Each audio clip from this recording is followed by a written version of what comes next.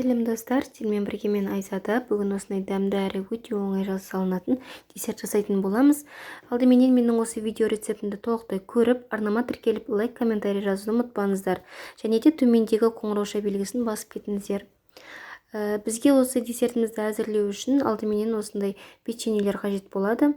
Мен осы күнделікті балдарымнан қалған печеньелердің барлығын осындай десерт жасауға қолданып тастаймын. Қандай болуы печеньелеріміздің маңызды емес. Сол себепті қолдарыңызда қандай печенье болса, соның барлығын араластырып жасай берсеңіздер болады.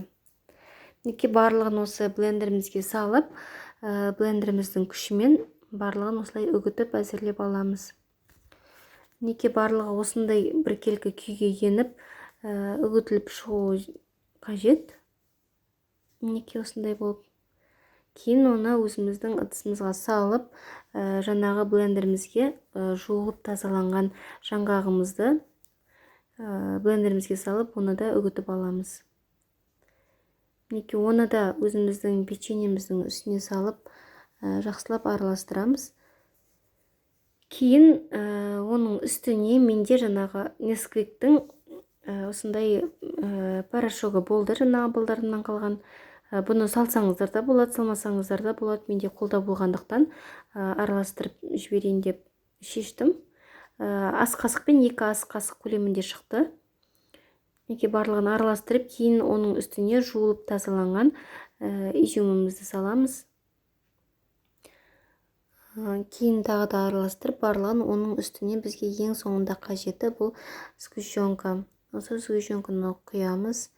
Сгущенка құйғаннан кейін массамыздың барлығын біркелкі болу үшін жақсылап араластыруымыз қажет. Мінеке біздің массамыз дайын болды. Кейін біз үстеліміздің үстіне осы пленкамызды жайып, оның үстіне жаңағы массамызды салып шығамыз. Кейін дайын болған массамызды холодильникте 1 сағат көлемінде қойып, кішкене қатырып алуларымыз қажет болады. Неке осылай барлығын салып шығамыз. Кейін пленкамыздың екі жағын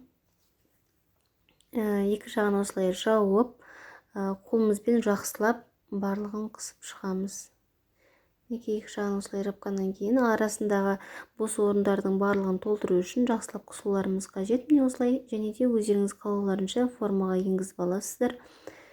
Нағыз тегіс болмай қалған жағдайда осындай жаңағы шпательмен жан-жағын тегістеп алсаңыздар болады. Мұндай тегіс болып шығады. Және холодильникте 1 сағат көлемінде ұстаймыз.